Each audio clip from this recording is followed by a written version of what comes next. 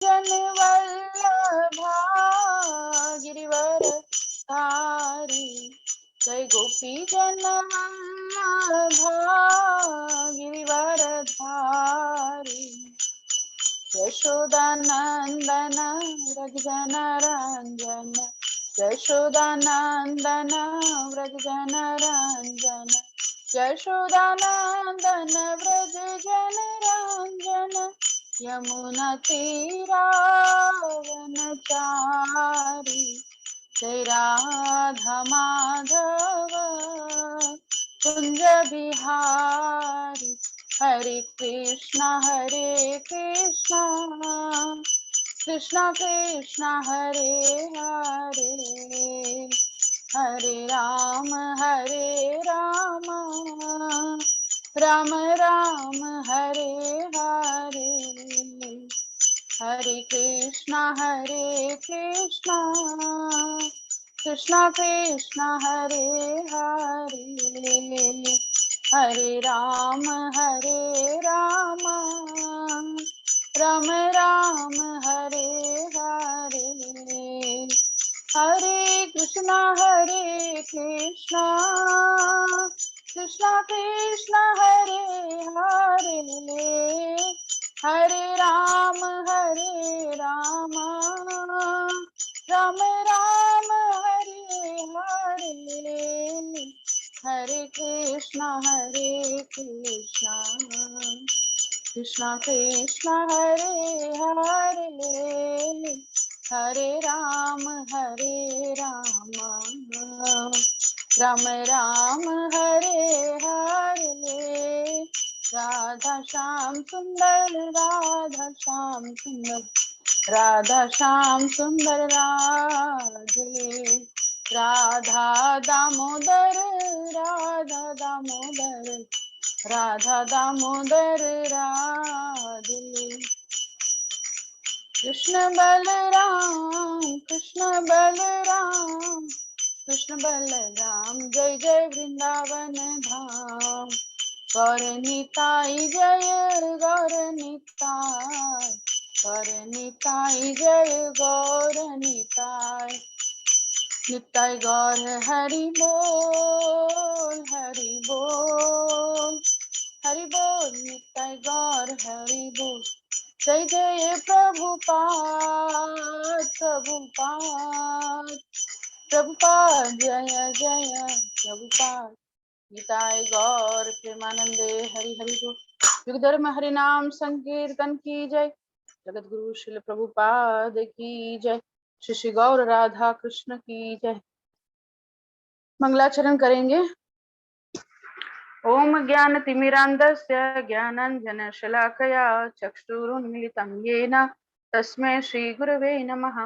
श्री चैतन्य मनोभीष्टं स्थापितं येन भूतले स्वयं रूपः कदा मह्यं ददाति स्वपदान्तिकं, वन्देऽहं श्रीगुरो श्रीयुतपदकमलं श्रीगुरुन् वैष्णवांश्च, श्रीरूपं साग्रजातं सहगण रघुनाथान्वितं तं सजीवं साद्वैतं सावधूतं परिजनसहितं कृष्ण चैतन्य देवं श्री राधा कृष्ण पादान् सहगण ललिता श्री विशाखान्वितांश्च, नमो विष्णुपादाय कृष्ण पृष्ठाय भूतले श्रीमते भक्ति वेदांत स्वामिनिति नामिने, नमस्ते सारस्वते देवे गौरवाणी प्रचारिणे निर्विशेष शून्यवादी पाश्चात्य देश तारिणे, वंशाकल्पतरुभ्यश्च कृपा सिन्धुभ्य एव च पतितानां पावनेभ्यो वैष्णवेभ्यो नमो नमः।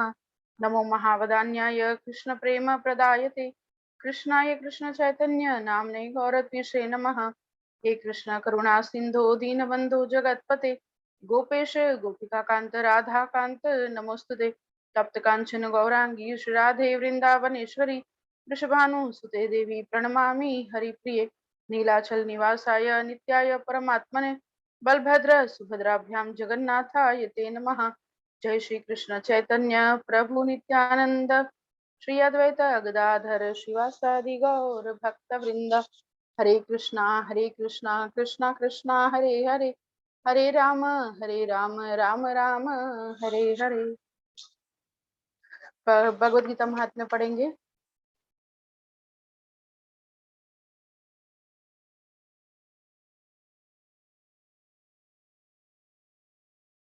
माता जी, you are on mute, माता जी.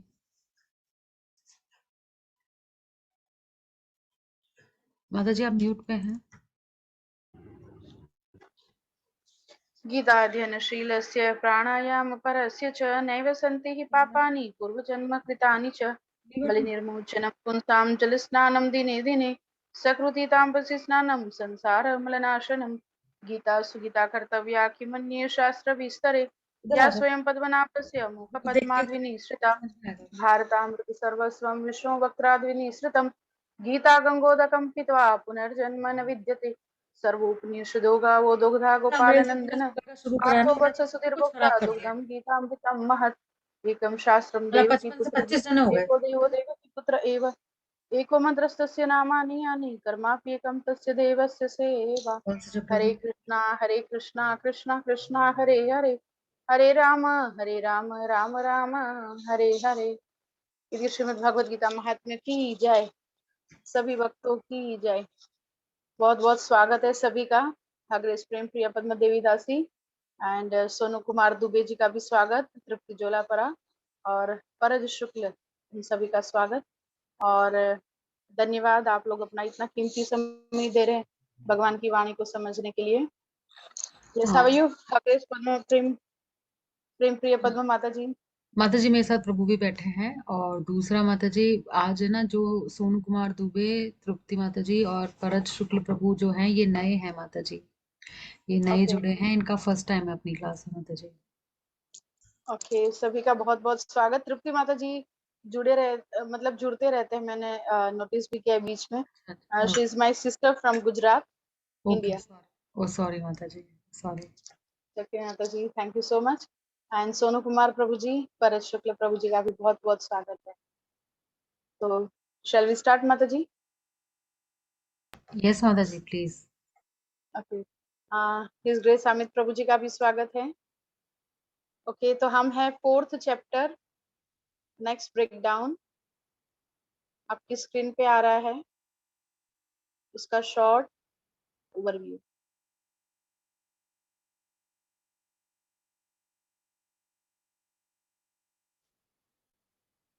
भगवत गीता यथारूप 1881, अध्याय 4 दिव्य ज्ञान। हम कर चुके हैं श्री कृष्ण के विषय में दिव्य ज्ञान, जो 10 श्लोका का ब्रेक डाउन था। नेक्स्ट 11 से 15 श्लोकों में हमने देखा कृष्ण सभी पथों के लक्ष्य एवं वर्णाश्रम की सृष्टि करता। तो सबसे पहले भगवान ने अपने विषय में बताया, गुरु परंपरा के विषय में बताया और उनके जन्म और कर्म की दिव्यता बताई। और कर्म कैसे करते हैं, तो वो सभी जीवों के लिए एक ऐसा प्राविधान करते हैं कि जिससे सभी व्यक्ति अपने इस जन्म को साकार करके अभी भी खुश रहें और आफ्टर डेथ भी वो लोग भगवत धाम जा सके। ऐसा बहुत सुंदर एक सृष्टि बनाई, वर्णाश्रम धर्म बनाया और आश्रम और जैसे 4 वर्ण और 4 आश्रम बनाए, जिसको पालन करके व्यक्ति भगवत धाम को जा सकता है। और सभी पथों के लक्ष्य के बारे में भी हमने देखा था कि चाहे कोई सकाम कर्मी हो, चाहे कोई भक्ति योगी हो या ज्ञानी हो या योगी हो, सभी को जो जो चाहिए भगवान उनको वो देते हैं और देने वाले केवल भगवान, ये हमने जाना था। आज का जो हमारा ब्रेकडाउन है 9 श्लोकों का, कर्म योग। आप देखेंगे 3rd चैप्टर भी कर्म योग था, 4th चैप्टर में भी यहाँ पे दिव्य ज्ञान के आधार पर कर्म योग बता रहे हैं भगवान। बहुत एक सिंपल सा सॉल्यूशन बताने वाले हैं कि कर्म कैसे किया जाए। और नेक्स्ट होगा बहुत सारे यज्ञों के बारे में, नेक्स्ट ब्रेकडाउन भी बहुत इंटरेस्टिंग है। काइंड्स ऑफ यज्ञ बताए जाएंगे, सेक्रीफाइस के प्रकार बताए जाएंगे, यज्ञ के द्वारा दिव्य ज्ञान प्राप्त होता है। और लास्ट ब्रेकडाउन होगा अगेन 9 श्लोकों का दिव्य ज्ञान का सार। अध्याय 4 का ओवरव्यू हम ले चुके हैं, फर्स्ट ब्रेकडाउन, सेकंड ब्रेकडाउन हो चुका है और कर्म योग 3rd ब्रेकडाउन 16 to 24। अपने दिव्य स्थिति के व्याख्या के पश्चात श्री कृष्ण कर्म का विश्लेषण करते हैं तथा दिव्य स्तर पर क्रियाकलापों को कैसे किया जाए उसका वर्णन करते हैं। देखिए, अपनी दिव्य स्थिति बताने के बाद जब कोई बहुत बड़ा व्यक्ति कुछ कहता है तो कितना इंपॉर्टेंट होगा। तो पहले उन्होंने अपनी दिव्य स्थिति बताई और उसके बाद अब वो कर्म का विश्लेषण कर रहे हैं, जिसको बोलते हैं कि दिव्य स्तर पर क्रियाकलापों को कैसे किया जाए, ज्ञान में स्थित होकर कर्म हम कैसे करें। चाहे हम जिस भी शरीर में हो, चाहे हम पुरुष के शरीर में है, स्त्री के शरीर में है, हम कहीं किसी जगह पर है या किसी एज में है, तो कैसे हम जाने कि यह कर्म करने से मैं कर्म फल से छूट जाऊंगा, इसका फॉर्मूला भगवान बताने वाले हैं। अभी हम जो लोग इंग्लिश समझ रहे हैं उनके लिए इंग्लिश का ले रहे हैं। First breakdown of 10 verses transcendental knowledge about Lord Krishna, and second breakdown was of 5 verses that we have completed in previous class. Krishna as the goal of all paths and creator of Varnashram. And today we are going to do third breakdown, that is Karma Yoga of 9 verses. And next breakdown would be of again 9 verses, sacrifices lead to transcendental knowledge. And last breakdown will be of again 9 shloka, summary of transcendental knowledge. We have completed overview of chapter 4, connection between third and fourth chapter, first and second breakdown, and today we are going to do third breakdown, that is Karma Yoga 16 to 24. After explaining his transcendental position, Krishna analyzes action and describes how to perform activities on the transcendental plane. तो ये था आज का जो हम break down करने वाले, उसको 2 लाइन में, देखिए 9 श्लोका को 2 लाइन में एक्सप्लेन किया है। और आज का हम श्लोका लेंगे जो हम रिसाइट करते हैं हर बार, एक श्लोका एक ब्रेक डाउन का, उसको ले रहे हैं हम श्लोक संख्या 17। 16 to 24 का आज का हमारा ब्रेक डाउन है। एंड आज का रेसिटेशन वर्स है वर्स नंबर 17। कर्मणो हि अपि बोधव्यम बोधव्यम च विकर्मणः अकर्मणश्च बोधव्यम गहना कर्मणो गति। जी आप में से कोई ट्राई करेंगे? शुड आई ट्राई माता जी? बिल्कुल बिल्कुल। सॉरी, मैं बहुत ज्यादा मिस्टेक करूंगी, मेरा अच्छा नहीं है प्रोनाउंसिएशन माता जी। Mistakes are the proof that we are doing or we are trying. Thank you माता जी। कर्मणो अपि बोधव्यम बोधव्यम च विकर्मणम् अकर्मणश्च बोधव्यम गहना कर्मणो गति। हरी हरी बोल। थैंक यू सो मच माता जी, and please always try. And in fact आज ही मैं आपको रिक्वेस्ट करने वाली थी कि प्लीज गीता महात्म्य आप करवाइए, और नेक्स्ट टाइम मंगलाचरण भी आप ही करवाएंगे। और यहाँ पे जो बताया गया है, जैसे आपने थोड़ा बहुत भी, जैसे बोलने में मुझसे भी मिस्टेक हो सकती है किसी प्रोनाउंसिएशन में, बट ये कोई फर्क नहीं करता। जैसे भगवान को ज्ञान ही नहीं पसंद है, भगवान को भक्त पसंद है, तो हमको भक्त बनना है, ज्ञानी नहीं बनना है। तो एनीवेज, एनी अदर, कोई और ट्राई करना चाहेंगे? Vashishtha Prabhu ji, I would request you to do. Bharat Shukla Prabhu ji भी कर सकते हैं। हरे कृष्ण माता जी, sure. Hare Krishna. Thank you for the opportunity. कर्मणो यपि बोद्धव्यम बोद्धव्यम च वै कर्मणः अकर्मश्च बोद्धव्यम गहना कर्मणो गतिः। हरी हरी बोल। Thank you so much. Yes, और कोई? हरे कृष्ण माता जी। यस प्रभु जी। कर्मणो कर्मणो हि अपि बोद्धव्यम बोद्धव्यम च विकर्मण अकर्मण्य च बोद्धव्यम गहना कर्मण गतिः। हरि बोल। हरी हरी बोल। Thank you. और कोई? चैप्टर 4 श्लोक संख्या 17 हम कर रहे हैं। आप में से कोई रिसाइट करें तो अच्छा होगा। लास्ट कोई रिसाइट कर ले, फिर आगे बढ़ते हैं। ये पढ़ना है माता जी, भावार्थ पढ़ना है? नहीं नहीं, श्लोक ही बोल रही हूँ। ओके श्लोक एक बार और कोई रिसाइट कर ले तो आगे बढ़ते हैं। माता जी, माय डॉटर वांट्स टू। बिल्कुल बिल्कुल। ओके, सॉरी माता जी, शी है, उसके पास इंग्लिश का नहीं है, वो इंग्लिश का समझती है ना, कोई बात नहीं। इसीलिए। ओके, और कोई? ओके, आगे बढ़ते हैं। हमने देखा कि एक लाइन के अंदर बताया कि भगवान अपनी ट्रांसेंडेंटल पोजीशन स्थापित करने के बाद अब बता रहे हैं कि कर्म को ज्ञान के स्तर पर कैसे किया जा सकता है। हम डिस्कशन स्टार्ट कर रहे हैं 16 से 24 नंबर श्लोका, 9 श्लोका का ब्रेकडाउन। मैं पढ़ रही हूँ अनुवाद 16 नंबर श्लोका का। कर्म क्या है और अकर्म क्या है, इसे निश्चित करने में बुद्धिमान व्यक्ति भी मोहग्रस्त हो जाते हैं।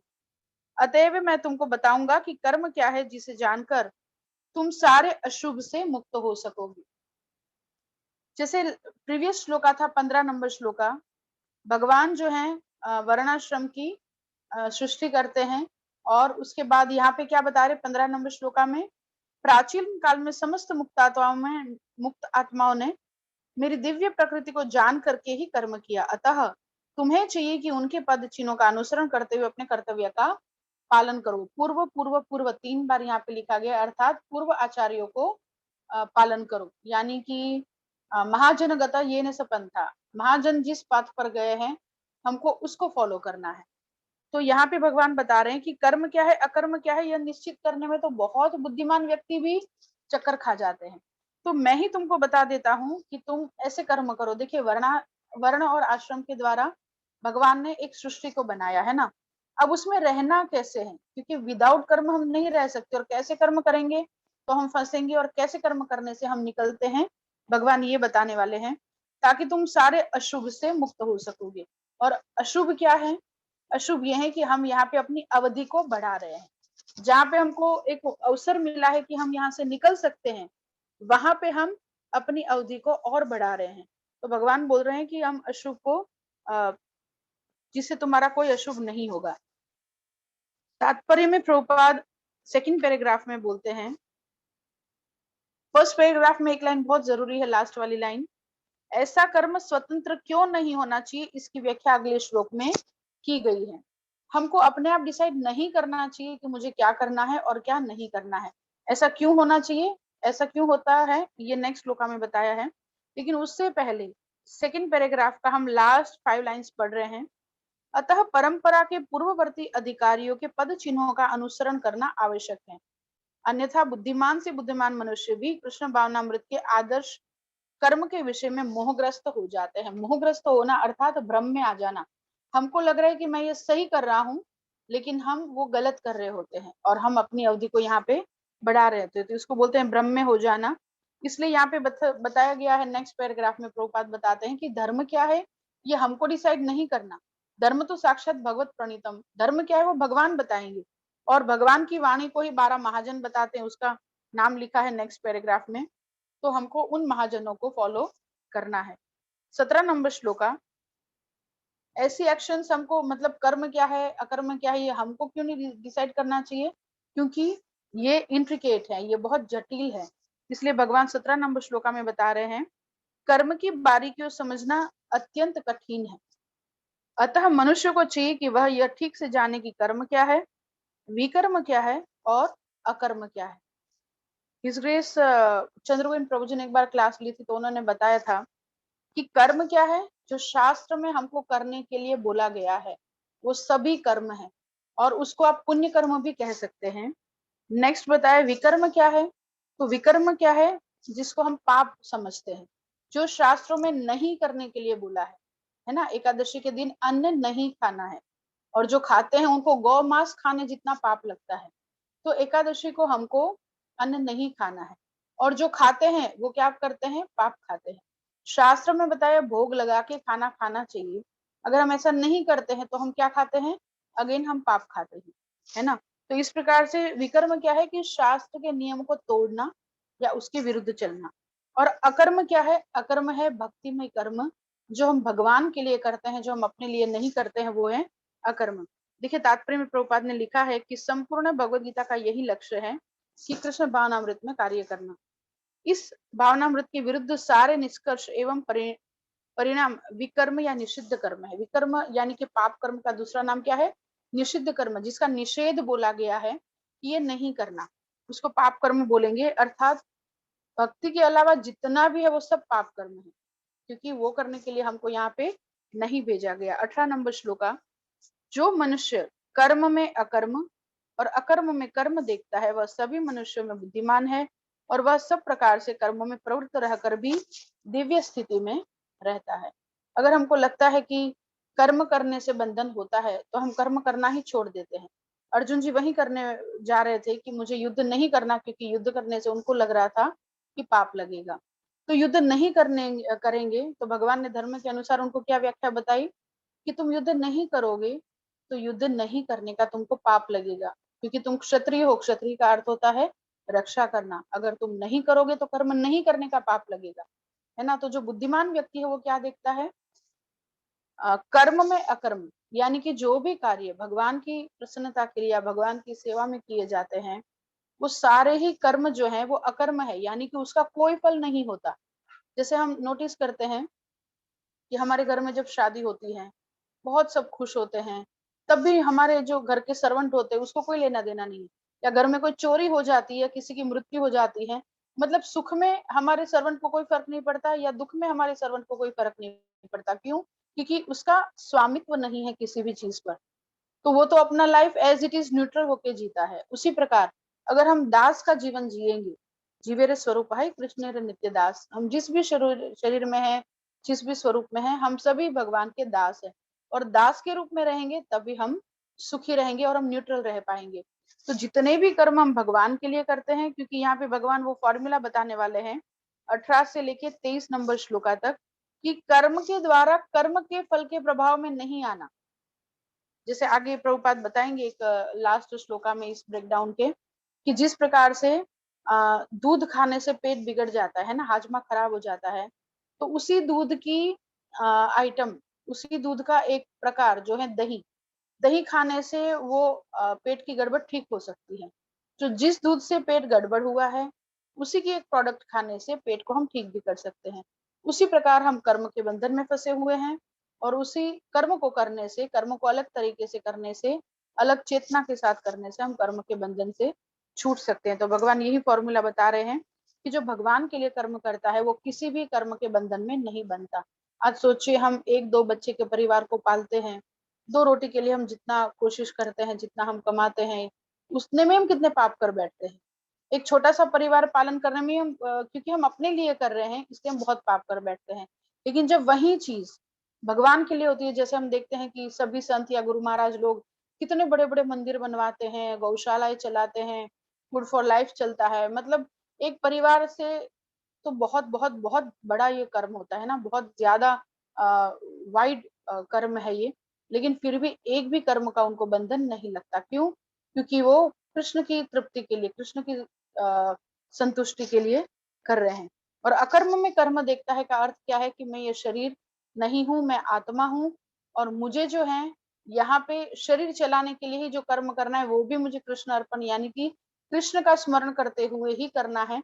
तो जब हम कर्म नहीं करते हैं, यानी कि जब हम अकर्म करते हैं, भगवान के लिए कोई कर्म करते हैं, तो वो एक्चुअल कर्म है और उसका कोई बंधन नहीं लगता। तो ये दोनों एक ही बात है।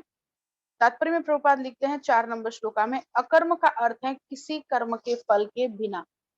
तो अकर्म क्या है? जो भगवान ने बोला है भगवान के लिए होता है, उसका कोई बंधन नहीं लगता है।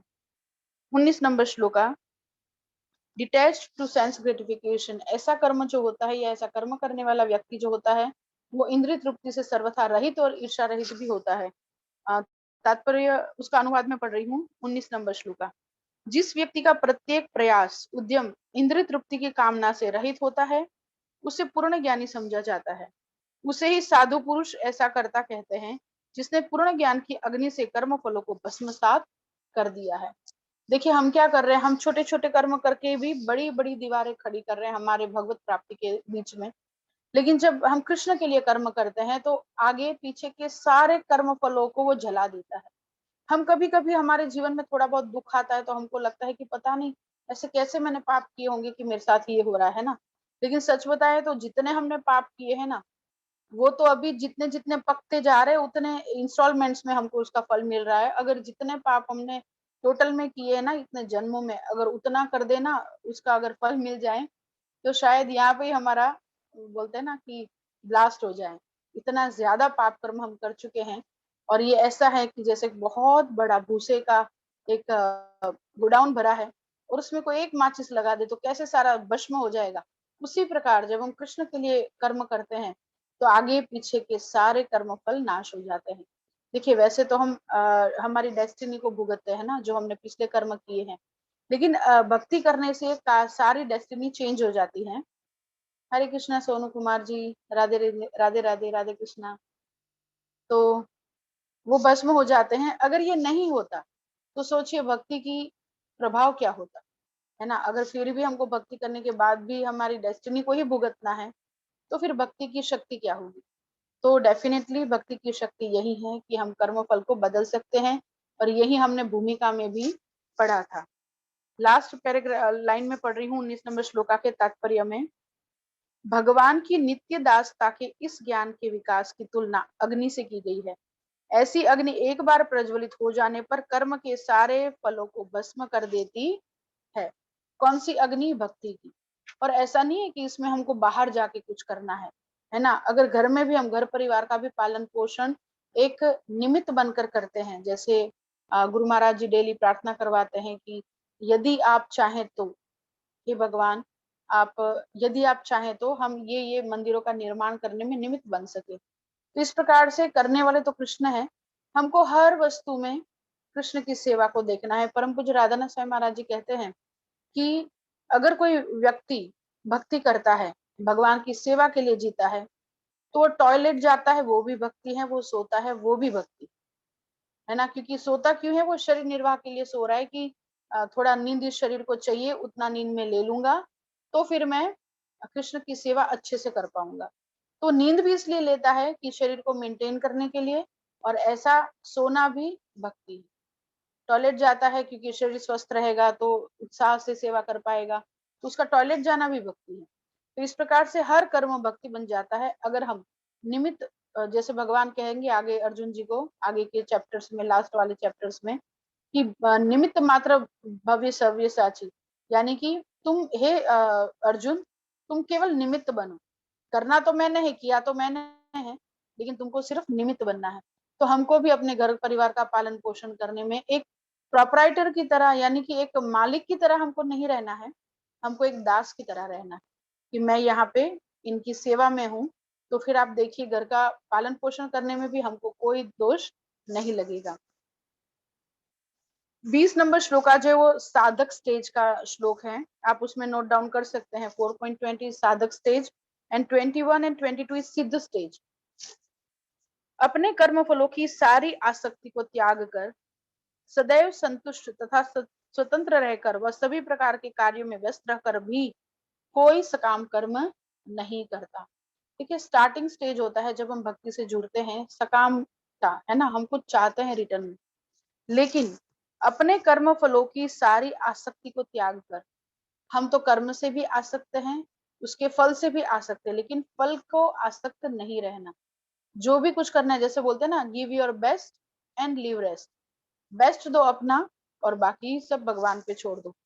तो सदैव संतुष्ट और स्वतंत्र रहकर वह सभी प्रकार के कार्यों में व्यस्त रहकर भी कोई सकाम कर्म नहीं करता।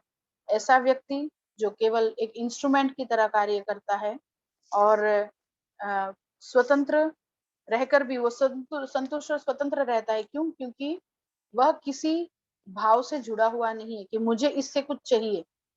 बोलते हैं ना, expectation is mother of frustration. जब हम एक्सपेक्टेशंस रखते हैं तो फ्रस्ट्रेशन आती है जीवन में। 2 दिन पहले के लेक्चर में गुरुदेव कह रहे थे कि सबसे बड़ा अपराध पता है क्या है जीवन में? हमारे जीवन में सबसे बड़ा अपराध हम ये करते हैं, पर अपेक्षा। हम बहुत सारे एक्सपेक्टेशंस रखते हैं लोगों से, है ना, और उसी से ही फ्रस्ट्रेशन आता है। तो हमें चाहिए कि हम किसी से भी एक्सपेक्टेशंस नहीं रखें। जैसे बोलते हैं ना, मेरे पास तो BMW कार है, मेरे पास तो बहुत बड़ी फेरारी कार है, मेरे पास तो 7 सीटर है, मेरे पास तो 10 सीटर है ना। लेकिन सबसे बड़ी कार पता है कौन सी है? जिसमें सब आ सकते हैं, वह है स्वीकार। जो जैसा है उसको वैसा स्वीकार कर ले तो लाइफ में कोई फ्रस्ट्रेशन नहीं रहेगा, बिल्कुल शांति आ जाएगी। और हमको, जैसे गुरुदेव ने हमको एक बहुत सुंदर पैम्पलेट दिया था, अगर मुझे मिलेगा तो मैं आप सबसे शेयर करूंगी। उसमें एकदम शॉर्ट पॉइंट्स में बताए थे कि भक्त को कैसा होना चाहिए। हर परिस्थिति, चाहे वो सुख की हो और दुख की हो, वो हमको भक्ति में आगे ले जाने के लिए ही बनी है, अगर हम उसको ज्ञान के चक्षु से देखें तो सबसे बड़ी कार है स्वीकार।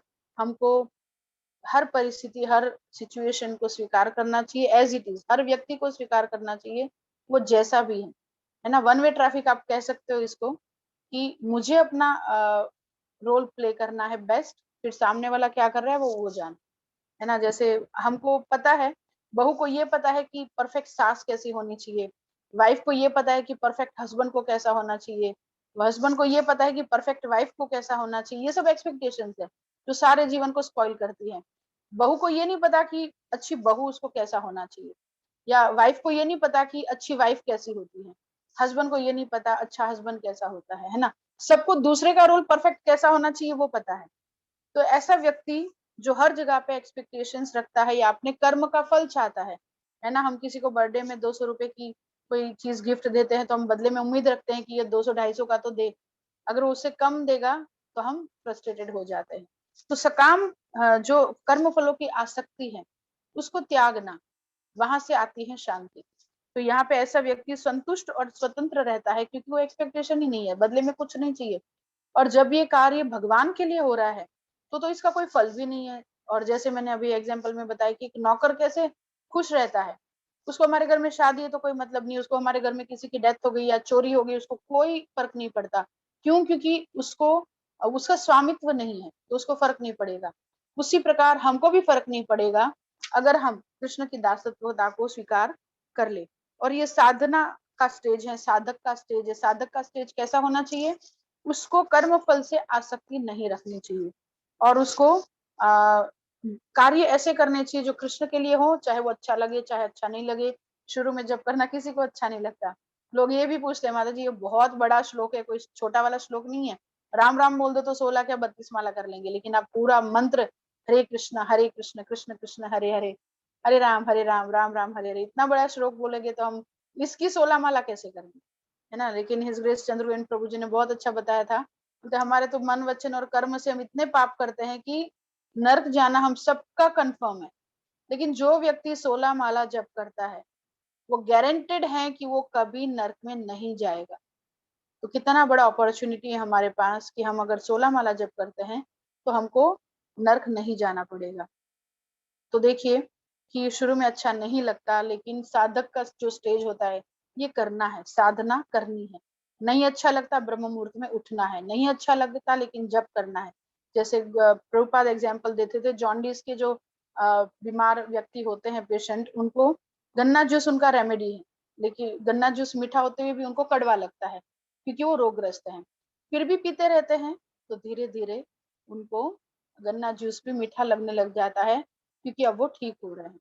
तो शुरू में हमको जप में टेस्ट नहीं आता, अच्छा नहीं लगता, साधना करनी अच्छी नहीं लगती, ना रीडिंग अच्छा लगता है, ना सुबह उठना अच्छा लगता है, ना जप अच्छा लगता है, लेकिन करते रहेंगे तो उसमें भी टेस्ट आएगा। और ऐसा व्यक्ति सारे कार्यों में व्यस्त रहकर भी सकाम कर्म नहीं करता। क्यों? क्योंकि वो जो भी कुछ करने की ट्राई कर रहा है वो किसके लिए? भगवान श्री कृष्ण के लिए। 21 नंबर श्लोका और 22 नंबर श्लोका सिद्ध स्टेज की व्याख्या कर रहे हैं यहाँ पे, कि जो साधना करेगा वो एक दिन सिद्ध हो जाएगा, है ना। जो तप करेगा, जैसे हमने चावल चढ़ने के लिए रखे हैं तो वृंदावन की बोली में उसको क्या बोलते हैं? सिद्ध करना, है ना। सिद्ध हो गए यानी कि चढ़ गए चावल, पक गए। उस प्रकार से जो साधना करता है वो जब सिद्ध हो जाता है तो कैसा होता है? ऐसा ज्ञानी पुरुष पूर्ण रूप से संयमित मन तथा बुद्धि से कार्य करता है, अपनी संपत्ति के सारे स्वामित्व को त्याग देता है और केवल शरीर निर्वाह के लिए कर्म करता है। इस तरह कर्म करता हुआ वह पाप रूपी फलों से प्रभावित नहीं होता है, क्योंकि देखिए एक इंस्ट्रूमेंट की तरह कार्य कर रहा है और अपने लिए भी कितना, केवल शरीर निर्वाह के लिए ही वो कर्म करता है। जैसे यहाँ पे एग्जाम्पल में प्रभुपाद 2 एनालॉजी बता रहे हैं। जैसे 4th लाइन में है, जब हाथ हिलता है तो वह स्वेच्छा से नहीं हिलता अपितु सारे शरीर की चेष्टा से हिलता है। उसी प्रकार हमको भी इंस्ट्रूमेंट बनना है गुरु गौरांग और भगवान के लिए। वो जो कहते हैं उनके बताए गए कदमों पर चलना है। और दूसरा बताया गया है, दूसरा एनालॉजी है 2 लाइन छोड़ के, जिस प्रकार रख रखावे के लिए पुर्जे को तेल और सफाई की आवश्यकता पड़ती है, उसी प्रकार कृष्ण भावना भावित व्यक्ति कर्म के द्वारा अपना निर्वाह करता रहता है, जिससे वह भगवान के दिव्य प्रेमा भक्ति के लिए ठीक बना रहे। और आगे भी एक और एनालॉजी है, पशु के समान जिसका अपने शरीर पर कोई अधिकार नहीं होता, कभी कभी क्रूर स्वामी अपने अधीन पशु को मार भी डालता है तो भी पशु विरोध नहीं करता, नहीं उसे कोई स्वाधीनता होती है।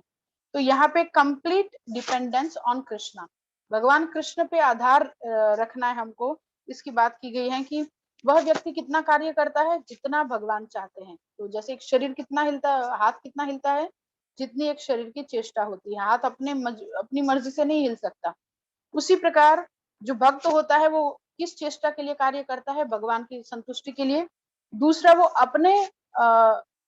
अपने मेंटेनेंस, बॉडी के मेंटेनेंस के लिए कितना करता है, जितना मेंटेनेंस के लिए जरूरी है। वो एक्स्ट्रा संग्रह नहीं करता। संग्रह करना भी एक पाप है। आज लोगों के पास हम देखते हैं 14 जोड़ी जूते हैं, 50 जोड़ी कपड़े हैं, ये सब संग्रह की परिभाषा में आता है। जो कृष्ण की शक्ति है सब कुछ, वो हम अगर स्टोर करके बैठे हैं तो ये भी एक पाप है। तो संग्रह करना भी पाप है। हमको चाहिए, देखिए आप वैसे देखा जाए तो वैष्णव परिवेश में क्या आता है, धोती कुर्ता और साड़ी। माताओं के लिए साड़ी, प्रभु जी के लिए धोती कुर्ता। आप नोटिस कीजिएगा धोती में कोई जेब नहीं होती और ना ही साड़ी में कोई जेब होती है ना। यानी कि संग्रह नहीं करना है। कम से कम कपड़े, कम से कम आवश्यकताओं में जो जीने का आनंद है वो ज्यादा चीजों में नहीं है। जिसको बताते हैं ना, नर कपड़न को डरत है, नरक पड़न को नहीं। नर कपड़न को डरत है, नरक पड़न को नहीं। यानी कि व्यक्ति नर जो है वो कपड़ों को लेकर डरता है कि अब नेक्स्ट, अभी ये सब मैंने कपड़े तो बार बार पहन चुका हूँ, अब नेक्स्ट पार्टी में क्या पहनूंगा, लोग क्या बोलेंगे, इसके पास एक ही जोड़ी कपड़े, दो ही जोड़ी कपड़े हैं, है ना। तो कपड़ों को लेकर हम बहुत कॉन्शियस रहते हैं, क्या पहनेंगे क्या नहीं पहनेंगे, ये तो सबने देखा हुआ है, ये तो ओल्ड फैशन है ना, इसका कलर ठीक नहीं है, बहुत सोचते हैं। लेकिन क्या हम नरक पड़न को डरते हैं, यानी कि नरक में गिरने से डरते हैं कि हम कैसे कर्म की ओर हम आगे बढ़ रहे हैं और इस कर्म, ऐसे कर्म करने से हम नरक की ओर जा रहे हैं, इससे हम डरते नहीं है। तो हमको चाहिए कि नरक में पड़ने से डरे, ना ही कि कपड़ों को डरे, है ना। तो कम से कम आवश्यकता जितना शरीर को चलाने के लिए जरूरी है। और ये भी बताते हैं, जैसे आज हम लोग एफडीज बनाने में बच्चों के लिए इतना मिलकत रखने जाने पे सोचते हैं, उसमें भी अगर हम देखें ना तो सूद कपूत तो क्या कमाना, सूद सपूत तो क्या कमाना। अगर बच्चा या तो कपूत होता है या सपूत होता है। कपूत यानी कुपुत्र, जो गलत पुत्र है। तो गलत पुत्र के लिए क्या छोड़ के जाना, वो तो बल्कि पाप में उड़ाएगा और हमको भी नरक में डालेगा।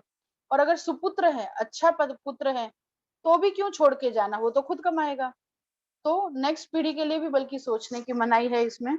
और पशु के समान ही उसका अपने शरीर पर कोई अधिकार नहीं होता, यानी कि जैसी भगवान की मर्जी वैसे उनको चला ले। 22 number shloka self satisfaction and envy के बारे में है।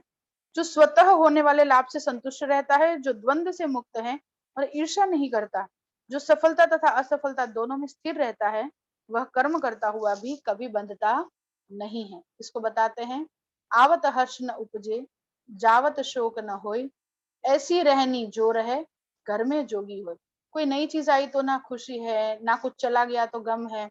ऐसा व्यक्ति किसी भी परिस्थिति में स्थिर रह सकता है और उसी को सही शांति मिलती है। और ऐसा व्यक्ति कर्म करता हुआ भी बंधता नहीं है। जो स्वतः होने वाले लाभ से संतुष्ट है, उसका अर्थ क्या है, वो अपना बेस्ट देता है और क्योंकि उसको कोई इच्छा थी ही नहीं, तो जो मिलता है वो उसी में ही सेटिस्फाइड हो जाता है। और जो द्वंद्व से, द्वंद्व बोलते हैं दो चीजों को, है ना, हर्ष और शोक, रोना और हंसना, है ना। इस प्रकार से जो दो द्वंद्वों से मुक्त है, वो न्यूट्रल रहता है, वो ना खुश होता है, वो ना दुखी होता है। और इस प्रकार से जो द्वंद्व से मुक्त है और ईर्ष्या नहीं करता। जो व्यक्ति किसी से ईर्ष्या नहीं करता, क्योंकि वो सब में भगवान को देखता है। कभी कभी आप ये भी बोल सकते हो कि जब नेगेटिव सिचुएशन आ जाए तो क्या करें, तब भी उसमें पॉजिटिविटी देखें। तब ऐसे व्यक्ति के लिए जिससे हमको ईर्ष्या होती है, उसके लिए हमको प्रार्थना कर देनी चाहिए भगवान को। आप सबको दिखा कर नहीं कर सकते, लेकिन आप ये करने वाली चीज है। कभी भी जीवन में कोई आपको हर्ट करे या आपको उससे ईर्ष्या होने लगे, तो आप उस व्यक्ति के लिए भगवान को प्रार्थना करो। और देखिए, मन ही मन में आप प्रार्थना करेंगे, लेकिन आपको मन से इतना सेटिस्फेक्शन और इतना शांति मिलेगा कि आपकी सारी ईर्ष्या दूर हो जाएगी। तो ऐसा व्यक्ति ईर्ष्या नहीं करता, जो सफलता तथा असफलता दोनों में स्थिर। ये कैसे पॉसिबल है कि सफलता और असफलता में स्थिर रहे, क्योंकि ऐसा व्यक्ति हर चीज में भगवान के हस्तक्षेप को देखता है। अर्थात वो ये सोचता है कि भगवान ने जो किया मेरे लिए सही किया। एक बारी क्या होता है, दो भाई होते हैं, एक बहुत पापी और गलत कर्म करने वाला, और एक जो है वो बहुत अच्छा भक्त था। और हुआ क्या कि वो दोनों जंगल की ओर जा रहे थे। जो पुण्यशाली भाई था, मतलब जो भक्त भाई था, वो अपने गुरु को मिलने जा रहा था। और जो पापी था भाई, वो क्या कर रहा था, वो शिकार पे जा रहा था। और हुआ क्या कि उस बच्चे को, जो भक्त बच्चा था, उसका किसी बहुत बड़े पत्थर पे ठोकर लगी और उसके पैरों का नाखून टूट गया और उसको खून बहने लग गया। उसका जो दूसरा पापी भाई है, उसने देखा कि इस बड़े पत्थर से इसको लगी है, तो उसने क्या किया, उस पत्थर को बंदूक से उड़ा दिया। और जैसे ही उसने उस बंदूक से उस पत्थर को उड़ाया, तो उसके नीचे एक सोना मोहर भरी हुई थैली निकली, मखमल के कपड़े में लपेटी हुई बहुत सारी सोना मोहर थी। और वो बच्चा खुश हो गया, जो पापी भाई था वो खुश हो गया। और वो बोलता है इस भक्त भाई को कि देख, तू तो भगवान की भक्ति करता है, तुझे क्या मिला, तुझे चोट लगी और तुझे बहुत खून निकला और तुझे अभी पीड़ा हो रही है।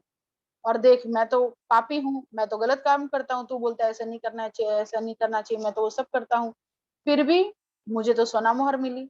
और वो खुश होता होता अपने घर वापस चला गया। अब ये जो भाई है वो अपने गुरु के पास गया और उसने बोला कि देखो गुरु महाराज, मैं जानता हूँ कि इसमें भी कुछ ना कुछ भलाई ही होगी, लेकिन अब मैं अपने भाई को क्या उत्तर दूं।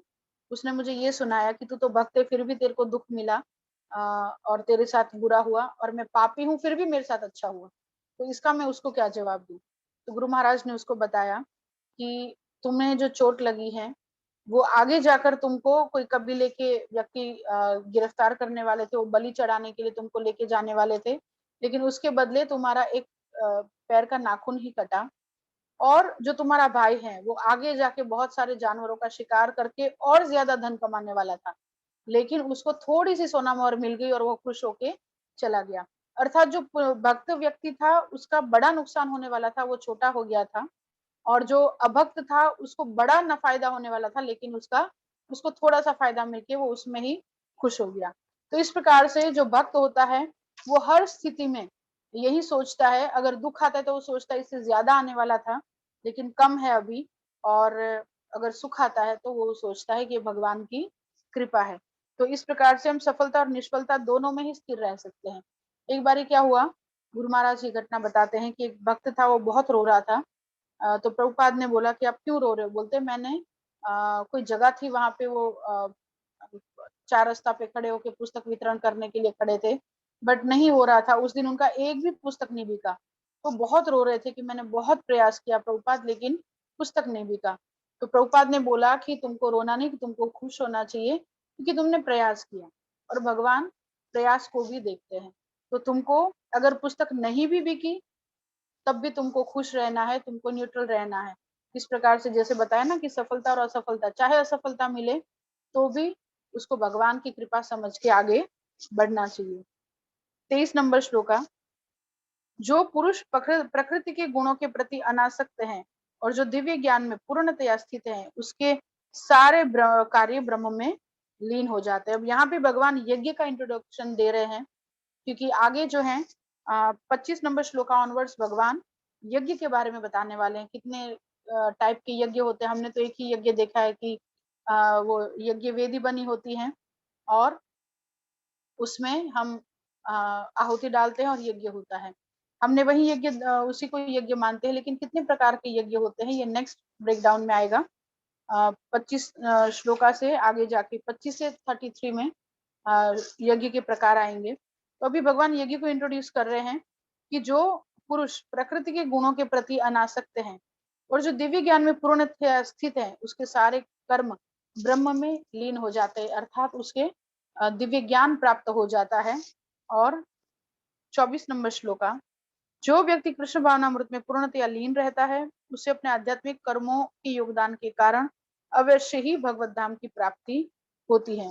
कृष्ण भावनामृत में पूर्णतया लीन होने का क्या अर्थ है कि भगवान के लिए सेवा करना, चाहे वो गृहस्थ में रहे चाहे वो वन में रहे। 12 महाजन है अपने, जो प्रभुपाद ने आगे तात्पर्य में बताए हैं। श्लोक संख्या 16 के तात्पर्य में जो बताए थे 12 महाजन के नाम, उसमें से 7 गृहस्थ हैं और 5 ही सन्यासी हैं। तो सोचिए, गृहस्थ में रह के भी हम भगवत प्राप्ति कर सकते हैं, तो गृहस्थ में रह के भी उसके सारे कार्य आध्यात्मिक हो जाते हैं और उसको भगवत धाम की प्राप्ति होती है, क्योंकि उसमें हवन आध्यात्मिक होता है और हवि भी आध्यात्मिक होती है, अर्थात उसका उद्देश्य भी आध्यात्मिक होता है, और वो जो उसके लिए जो कार्य करता है, जो सेक्रीफाइसेस करता है, वो भी आध्यात्मिक होता है, ट्रांसेंडेंटल होते हैं। तात्पर्य में प्रभुपाद जी लिखते हैं लास्ट 2 लाइन्स, उदाहरण के लिए, नहीं लास्ट 2 लाइन नहीं है ये, 9th लाइन है, 9th या 8th लाइन हो सकती है। तात्पर्य में पढ़ रही हूँ 24 नंबर श्लोका का।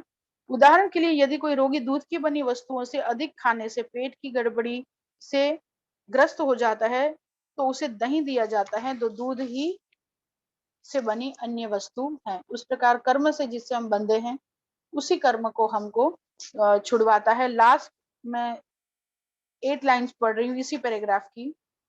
अतएव कृष्ण भावनामृत के लिए अर्पित हवि, ग्रहण करता, हवन होता तथा फल ये सब मिलकर ब्रह्म या परम सत्य है। माया द्वारा आच्छादित परम सत्य पदार्थ कहलाता है। जब यही पदार्थ परम सत्य के निमित्त प्रयुक्त होता है तो इसमें फिर से आध्यात्मिक गुण आ जाता है। कृष्ण भावनामृत मोह जनित चेतना को ब्रह्म या परमेश्वर उन्मुख करने की विधि है। कृष्ण भावनामृत क्या है? जो हमारी मोहग्रहित चेतना है। ये क्या है कि मैं ये शरीर हूँ और मुझे भोग करना है। उसको ये ब्रह्म या परमेश्वर उन्मुख करने की विधि है कि हमको भगवत उन्मुख होना है। जब मन कृष्ण भावनामृत से पूरी तरह निमग्न रहता है तो उसे समाधि कहते हैं। ऐसी दिव्य चेतना में, जैसे समाधि के लिए प्रभुपाद कहते थे, समाधि लोग सोचते हैं आंख बंद करके समाधि में रहना। ये छठे चैप्टर में आएगा बहुत अच्छे से, समाधि योग वो सब क्या है, परफेक्ट समाधि किसको बोलते हैं। तो प्रभुपाद जी कहते थे कि विग्रह की सेवा करना, विग्रह का श्रृंगार करना, ये खुले आंखों की समाधि है, क्योंकि तब हम पूर्णतया भगवान में निमग्न हो जाते हैं कि अब मैं कौन सा कलर पहनाऊंगी, अब मैं कौन सी ज्वेलरी पहनाऊंगी। तो ये खुले आंखों की समाधि है। ऐसी दिव्य चेतना में संपन्न कोई भी कार्य यज्ञ कहलाता है। कौन सी दिव्य चेतना? कि भगवान के लिए जो भी कुछ करना है वो भगवान के लिए करना है। इस दिव्य चेतना में जो कार्य हम करते हैं वो सारे कार्य सेक्रीफाइस यानी कि यज्ञ कहलाते हैं। आध्यात्मिक चेतना की ऐसी स्थिति में होता हवन, अग्नि, यज्ञ करता तथा अंतिम फल ये सब पर ब्रह्म में एकाकार हो जाता है। यही कृष्ण भावनामृत की विधि है। तो यहाँ पे हमारा आज का ब्रेकडाउन खत्म होता है, जिसमें भगवान ने अपनी दिव्य पोजीशन को स्थापित करने के बाद यह बताया है कि कर्म को कैसे करना चाहिए। देखिए परम पूज्य राधा गोविंद स्वामी महाराज बता रहे थे एक बार अपने प्रवचन में कि 12 बरस रहियो साधु की टोली, तब समझो एक बोली। अर्थात 12 साल कोई साधु के संग रहता है तब जाके एक बोली समझ सकता है, एक बात को समझ सकता है। तो सोचिए कि बहुत सारी बातें समझनी है, तो उसके लिए हमारे पास टाइम कहाँ है। तो गुरु, साधु और शास्त्र, जैसे यहाँ पे बताया कि पूर्व आचार्यों को हमको अनुसरण करना है। उन्होंने क्या किया? भगवान के लिए सब कुछ किया है ना। हमारे नाम आचार्य हरिदास ठाकुर रोज की 192 माला करते थे, जिसमें 24 में से 22 घंटे लगते थे। सोचिए बाकी के 2 घंटे जो बचते थे ना, उसमें ही वो अपना खाना पीना, सोना जगना सब कुछ कर लेते थे। फिर आप बोलेंगे कि डॉक्टर्स तो कहते हैं कि शरीर के लिए कम से कम 6 घंटे की या 7-8 घंटे की नींद बहुत कंपलसरी होती है। तो ऐसे संतों का हम कैसे मान ले कि बिना सोए या 2 घंटा सोए, प्रभुपाद जैसे और जैसे गुरु महाराज भी बहुत कम सोते हैं, तो ऐसे कैसे शरीर चल सकता है? क्योंकि शरीर को तो जो चाहिए वो चाहिए रेस्ट। तो इसका कारण ये है कि उनको कम नींद में भी क्यों चलता है, क्योंकि सतोगुण इतना बढ़ जाता है। देखिए रजोगुण और तमोगुण में निंद्रा आती है और सतोगुण जब होता है तो निंद्रा नहीं आती। तो उनका सतोगुण इतना बढ़ चुका होता है शरीर का कि उनको नींद कम में भी उनके शरीर को रेस्ट मिल जाता है। तो सोचिए हरिदास ठाकुर जी 192 जप करते थे, है ना। तो गुरु, साधु और शास्त्र की जो बातें हैं उसको हमको जीवन में धारण करना है और उसी से ही हम कर्म करेंगे। अगर उस चेतना के साथ कि जो भी कुछ करना है कृष्ण के लिए करना है, बच्चों का पालन करना, सब कुछ करना। माम अनुस्मर युद्ध च, हमारा जीवन भी युद्ध के जैसा है। उसको भी अगर हम कृष्ण भावनामृत के साथ करेंगे, भगवान को याद करके, स्मरण नहीं बोला भगवान ने, अनुस्मरण बोला। माम अनुस्मर युद्ध च, अनु बोलते हैं बैक टू बैक, है ना, एक के बाद एक काम हम करते हैं। उसी प्रकार भगवान का एक काम में स्मरण जोड़ा, फिर दूसरा काम लिया, तो उसमें भगवान को भूल नहीं जाना, उसमें भी भगवान को साथ में लेके चलना है। इस प्रकार से अगर जीवन जिएंगे तो हमारे सारे कार्य परफेक्ट होंगे। और वो जो है अकर्म की उसमें आता है। तो हम अगर खुद से फाइंड आउट करने जाएंगे कि क्या कर्म है क्या अकर्म है, तो हम बहुत फंस जाएंगे। तो हमको ये देखना है कि कृष्ण के लिए जो करते हैं वही कर्म कर्म है, और उसका कोई हमको फल नहीं लगेगा। बाकी सब कर्म हमको नहीं करने, है ना। इसको हम ऐसे सोच सकते हैं कि कोई भी कार्य करने से हम अपने आप को एक प्रश्न पूछ सकते हैं कि क्या ये करने से कृष्ण प्रसन्न होंगे, तो हमको करना है। अगर उसका जवाब हाँ में है तो हमको वो करना है। उसका जवाब ना में है तो हमको वो नहीं करना है। जैसे अगर मैं सोचूं कि मैं विस्की पीना चाहती हूँ, तो मैं अपने आप को प्रश्न पूछ सकती हूँ कि क्या इससे भगवान खुश होंगे? नहीं होंगे, ये शास्त्र में निषिद्ध कर्म है, ये नहीं करने को बोला है, तो मुझे वो नहीं करना है। मैं पार्टी करना चाहती हूँ, क्या इससे भगवान कृष्ण प्रसन्न होंगे? क्या मैं मंदिर जाना चाहती हूँ, क्या इससे, या मैं गौ सेवा करना चाहती हूँ, क्या इससे भगवान खुश होंगे? उसका जवाब हाँ में है तो वो हम कर सकते हैं। तो आज बस इतना ही। जगत गुरु श्री प्रभुपाद की जय। आज हमने ब्रेक डाउन किया 16 to 24। Next break down would be of 25 to 33, again 9 shloka, kind of यज्ञ के बारे में होगा।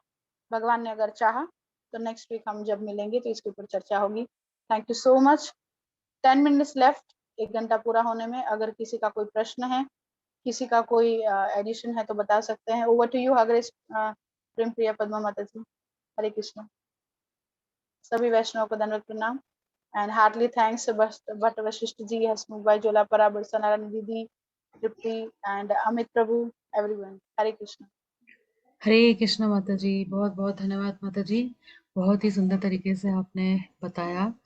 माता जी, एक छोटा सा मेरे को जिज्ञासा थी कि आपने जैसे बताया कि हमें अपने कर्म के हिसाब से कर्म करना चाहिए, और आपने एक बीच में एग्जाम्पल भी दिया था ना। आप भक्तों से अगर आपका कोई प्रश्न है तो आप पूछ सकते हैं, एक बार रिमाइंड करके मैं वापस पूछती हूँ। I am sorry. It's okay. और किसी का कोई प्रश्न या कुछ एडिशन आप करना चाहते हो जो कहीं आपने सुना हो किसी वक्त के मुझसे, वो भी आप ऐड यहाँ पे कर सकते हैं। बरसरानी दीदी वेलकम। आप लेट आए लेकिन आए, बहुत अच्छा लगा। आप रेगुलर आया करिए। यस आई विल ट्राई माता जी। बहुत अच्छा लगा मेरे को सुन के आपने जो बुक डिस्ट्रीब्यूशन के बारे में बोला, because I am not very good for book distribution. मैं छोटी छोटी बुक ही डिस्ट्रीब्यूट कर सकती हूँ। मैं भागवतम एंड भगवद गीता अभी तक किसी को नहीं दे सकती हूँ। मालूम नहीं मेरा वो एक्सप्लेन करने का तरीका गलत है और कुछ है, लेकिन मैं बुक डिस्ट्रीब्यूशन में इतना अच्छा नहीं हूँ। तो मैं क्या करती हूँ, मैं जस्ट चैंटिंग करती हूँ, डांस करती हूँ, सब लोग को डांस करने लगाती हूँ। ये मैं करती हूँ जब हरि संकीर्तन में जाती हूँ। तो ऐसा करती हूँ, क्योंकि I am not very good for book distribution. मैं छोटा मोटा तो दे सकती हूँ किसी को, लेकिन भगवत गीता के अवतिल में अभी तक पहुंची नहीं हूँ। तो ये मेरा दुर्भाग्य है।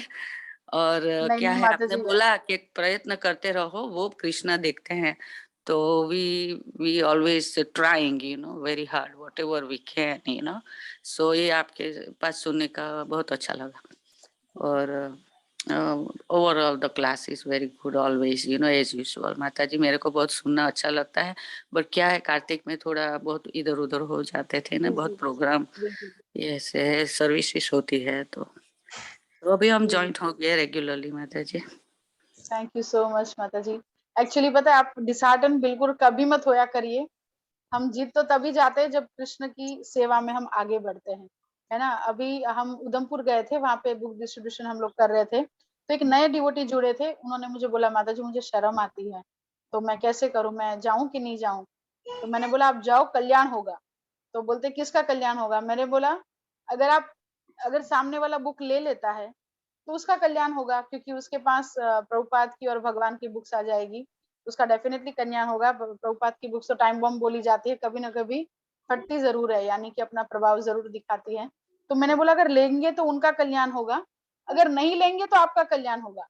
बोलते अगर नहीं लेंगे तो मेरा कल्याण कैसे होगा? मैंने बोला जब हम 30 रुपए की भी बुक किसी को देने जाते हैं और सामने वाला नहीं लेता है, तो हमारा अभिमान टूटता है कि नहीं टूटता है, कि मैंने बोला और इसने नहीं लिया। अरे 100 रुपए का तो बर्गर लोग खा जाते हैं, हमको 30 रुपए की बुक हमसे नहीं ले रहे हैं। तो सोचिए हमारा कितना घमंड टूटता है। कोई हमको सेल्स वुमेन समझ लेता है, सेल्समैन समझ लेता है। तो पग पग पर जब हम बुक साथ में लेके रोड पे निकलते हैं ना, तभी हम जीत जाते हैं। बिकना नहीं बिकना तो सेकंड नंबर का मैटर है। हम सेवा में आगे बढ़िए, यहीं पे हम जीत गए और हमारा घमंड टूटा। हमको लोगों ने कभी सेल्स वुमेन समझा, कभी खरी खोटी सुनाई, कभी कोई ये भी पूछते हैं आपका इसमें कितना कमीशन है, जबकि हम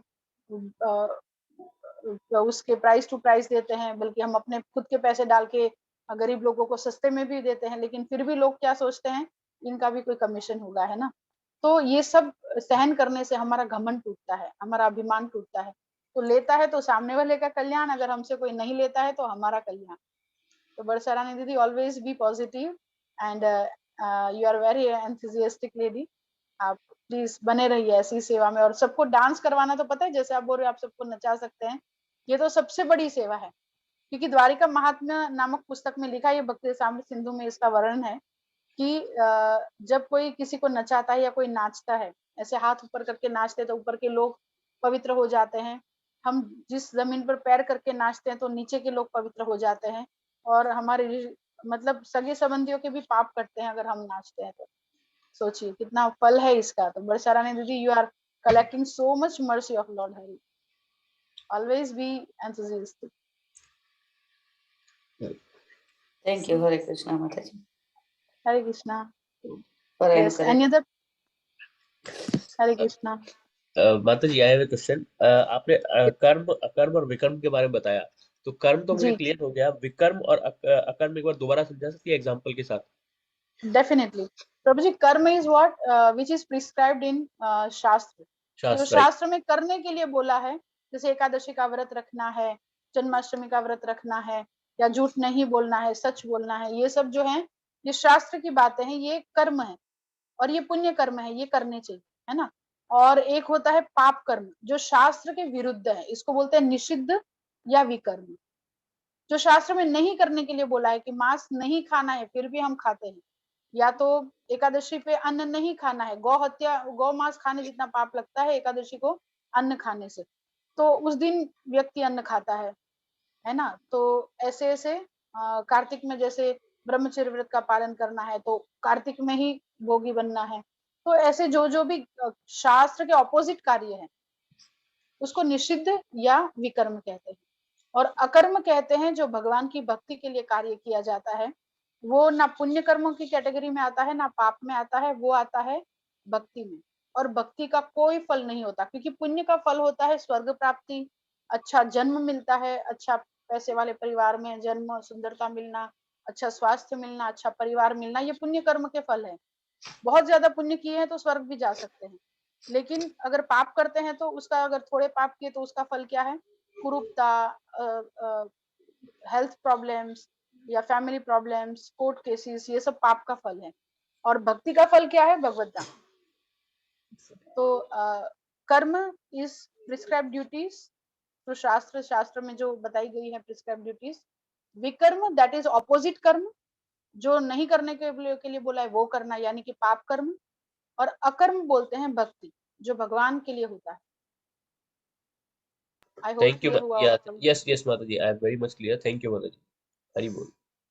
और जैसे हम अभी कार्तिक का महीना चल रहा था व्रत का और प्रोग्राम्स का, तो हम जाते थे तो हम बोलते थे कि अगर ये करने से हमारे पाप और पुण्य के कर्म खत्म हो जाते हैं। तो जनरल पब्लिक जो होती है वो डर जाती है कि पाप के फल तो खत्म कर दो, लेकिन पुण्य क्यों हमारे लेके जा रहे हो? आप बोलते हो कार्तिक का पालन करने से पुण्य कर्म भी समाप्त हो जाते हैं, तो पुण्य हमको तो चाहिए ना। लेकिन उनको नहीं पता कि पुण्य कर्म से स्वर्ग जाते हैं, और स्वर्ग का एग्जिट हमने प्रीवियस क्लासेस में कभी डिस्कस किया होगा कि राइट, कितना पेनफुल है ना। तो ठीक। स्वर्ग जाना कोई अच्छी बात नहीं है, क्योंकि बैक टू पृथ्वी मृत्यु लोक ही आना है। हम्म। तो ऐसा है, ना हमको पुण्य चाहिए ना हमको पाप चाहिए, हमको अकर्म चाहिए, अर्थात अकर्म। भक्ति चाहिए। इसका कोई बंधन नहीं है, हम freely at the time of death हम गोलोक धाम जा सकते हैं। नहीं तो कर्म की रस्सी हमको सूक्ष्म शरीर को बांध के रखेगी, और वही सूक्ष्म शरीर मन बुद्धि और अहंकार हमको वायु की तरह दूसरे शरीर में लेके जाएगा सोल को। तो बहुत पेनफुल है ये। एक क्वेश्चन और था माता जी मेरा। ये जो 12 महाजन के बारे में लिखा गया है, तो अगर हम इन्हें काउंट करें तो चार चार कुमार वैसे तो इंडिविजुअल आइडेंटिटी हुए ना, फिर इनको एक क्यों काउंट जी, किया जाता है? क्योंकि उनका कॉन्सेप्ट और उनका जो थियरी है वो एक ही। बट आइडेंटिटी तो अलग है ना, चार अलग अलग, मतलब मेरे ख्याल से चार अलग अलग, चार कुमार बोला है तो कुमार अलग अलग जी हुए, जी जी फिर जी। काउंटिंग में एक क्यों रखा गया उन्हें? वो मुझे समझ में नहीं वही आया। ना कि उनका, जी उनका एक्चुअली थियरी और उनका कॉन्सेप्ट सब कुछ एक ही है। जैसे अगर इंग्लिश सब्जेक्ट हम पढ़ते हैं, कुछ स्कूलों में इंग्लिश की 4 बुक्स होती हम्म है ना, लेकिन सब्जेक्ट एक काउंट किया जाता है ना। हम्म जैसे हम्म 4 बुक्स हैं, 4 टीचर्स पढ़ाते हैं, बट राइट बोला जाता है कि क्या आज मेरी इंग्लिश की एग्जाम है, राइट 4 राइट बुक्स की अलग अलग एग्जाम नहीं होती है। राइट राइट ओके ठीक है माता जी, thank you very much. Thank you. We are on dot time. 1 मिनट बाकी है। लास्ट कोई कमेंट किसी का या कोई क्वेश्चन या कुछ एडिशन है तो ले सकते हैं, otherwise we are about to close the class. Yes Amit Prabhu ji, shall we close the class? Yes माता जी, I think we are good if anyone doesn't have any questions. Okay, so thank you so much. Next class will be about yajna, sacrifices. So thank you so much everyone for joining and sparing your valuable time to know and to know the valuable Bhagavad Gita. Thank you so much. Thank you Hare माता जी, Krishna. हरे कृष्ण। वाञ्छाकल्पतरुभ्यश्च कृपा सिन्धुभ्य एव च पतितानां पावनेभ्यो वैष्णवेभ्यो नमो नमः। जगद्गुरु श्री प्रभुपाद की जय। जय। थैंक यू माता जी। जय प्रभुपाद। हरे कृष्ण।